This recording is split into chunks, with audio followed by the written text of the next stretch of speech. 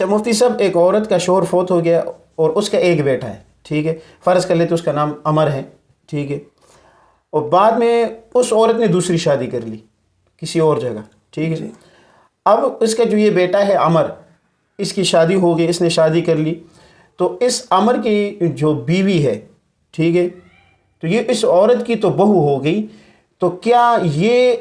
اس عورت کے جو یہ بہو ہے، اس عورت کا جو دوسرا شوہر ہے جس سے اس نے ابھی شادی کی، جس سے اس نے ابھی شادی کی ہے، تو کیا یہ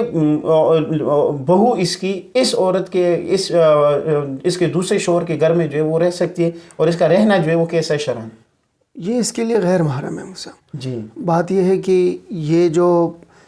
پہلے شوہر سے جو اس کا بیٹا تھا، اس کی جو بیوی ہے، جی جی اب ظاہر ہے کہ اس کا جو حقیقی سسر تھا وہ تو وہی تھا جو اس کا حقیقی باپ تھا، جی جی ٹھیک ہے، اب اس کی والدہ نے دوسری شادی کر لی ہے، جی جی اور اب جو دوسرا اس کا شوہر ہے یہ اس کا ستیلا سسر ہے، جی تو اس لیے یہ جو ستیلا سسر ہے یہ محرم نہیں ہے، یہ غیر محرم ہے، جی، تو اس سے پردہ کرنا ضروری ہے۔ پردہ کرنا ضروری ہے۔ ویسے بھی دیکھیں جوائنٹ فیملی سسٹم جو ہوتا ہے نا،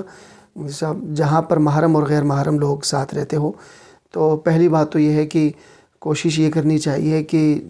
الگ الگ رہے، جی جی ایسی نوبت ہی نہ آئے کہ جہاں محرم اور غیر محرم ساتھ رہتے ہو، جی لیکن اگر محرم اور غیر محرم جو ہے وہ ساتھ رہتے ہو تو وہاں پر پردے کا اہتمام کرنا ضروری ہے۔ آپ کا سوال یہ تھا کہ اس کے ساتھ گھر میں رہ سکتی ہے یا نہیں۔ گھر میں ظاہر ہے گھر میں بہت سارے کمرے ہوں گے، رہنے کا طریقہ ہوگا، رہ تو سکتی ہے اس گھر میں، اس کی والدہ بھی موجود ہے، لیکن یہ ہے کہ پردہ ضروری ہے۔ پردہ ضروری، ٹھیک ہوگی۔